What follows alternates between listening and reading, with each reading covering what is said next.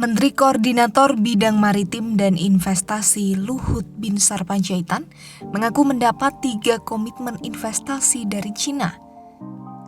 Tak tanggung-tanggung, nilai komitmen investasi itu sekitar 55 hingga 62,9 triliun rupiah.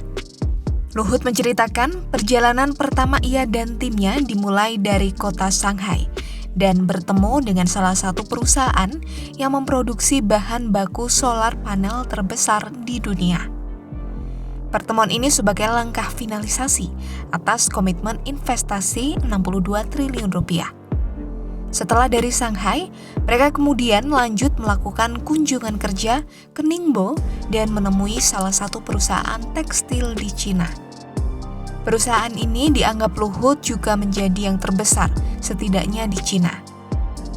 Bahkan diibaratkan Luhut, perusahaan ini semacam Foxconn, tetapi menyuplai bahan baku untuk produksi brand Nike, Adidas, Puma, hingga Uniqlo. Sebelum kembali ke tanah air, anak buah Luhut juga sempat mengunjungi Shenzhen untuk bertemu perusahaan otomotif BYD untuk memfasilitasi pabrik mereka yang bakal dibangun di Indonesia.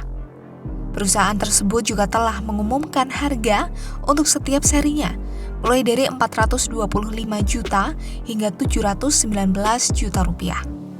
Selain itu, perusahaan tersebut juga berkomitmen untuk membangun pabrik lokal di Indonesia.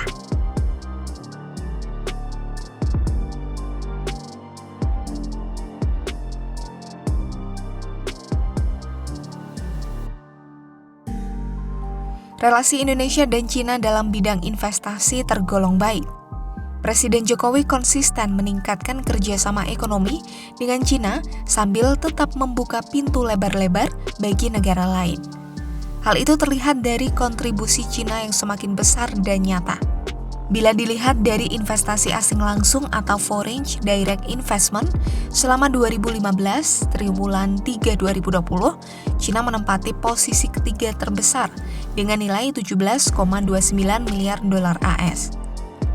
Kemudian di bawahnya ada Jepang yang nilainya 24,67 miliar dolar AS dan Singapura 46,5 miliar dolar AS.